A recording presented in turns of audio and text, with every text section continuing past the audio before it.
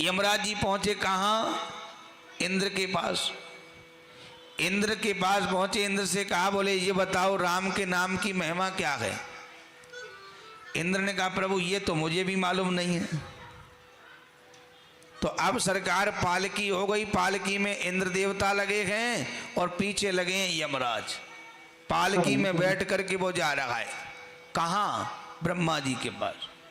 अब ब्रह्मा जी ने देखा कि इंद्र और यमराज किसी को लेके आ रहे हैं तो कोई बड़ा आदमी होगा। सरकार ब्रह्मा जी खड़े हो गए, बड़ा स्वागत किया, सम्मान किया। तो उस जीव ने कहा कि ब्रह्मा जी ये बताओ कि राम के नाम की महिमा क्या है? ब्रह्मा जी ने कहा, सरकार ये तो हमें भी पता नहीं है।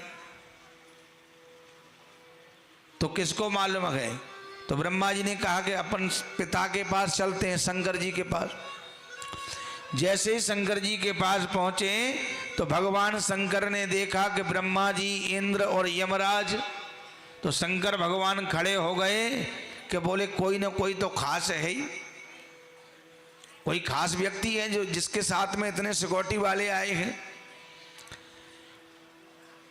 ब्रह्मा जी ने हाथ जोड़ करके कहा कि हे भूतनाथ भोलेनाथ बाबा, ये व्यक्ति पूछना चाहता है कि एक बार राम के नाम की महिमा क्या है। भगवान शिव की समाधि लगी। भगवान शिव ने कहा कि भैया ये तो हमें मालूम नहीं है कि राम के नाम की महिमा क्या है, लेकिन आनंद आ गया। एक पल तो मेरी झांकी लगी, मैंने राम का दर्शन किया है।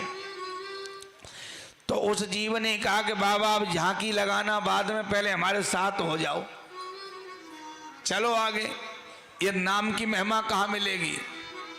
तो सरकार ब्रह्मा जी और शंकर जी और इंद्र और यमराज चारों लोग जो हैं उस जीवात्मा को अपने कंधे पर बिठाल के ले जा रहे हैं। बाबा कीर्तन करते हुए जा रहे हैं। जैसे ही नारायण ने देखा कि ब्रह्मा जी, शंकर जी, इंद्र और यमराज, भगवान नारायण प्रसन्न हो गए, खड़े हो गए, क्योंकि बाबा का सम्मान करते हैं। और वो जीव सीधे नारायण के यहां पहुंच गया और नारायण ने उस जीव को उठा लिया। भगवान नारायण के पुत्र ब्रह्मा ने कहा कि प्रभु ये बताओ कि नाम की महिमा का फल क्या है?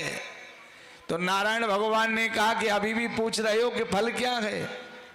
कि एक बार जो नाम लिया है इसने वो भी भावना के साथ नहीं, केवल आलस्य से नहीं, केवल प्रमाद से अपने प्राणों को बचाने के लिए जब नाम लिया तो नारायण की गोद प्राप्त हो गई राम के नाम को लेने से। तो राजन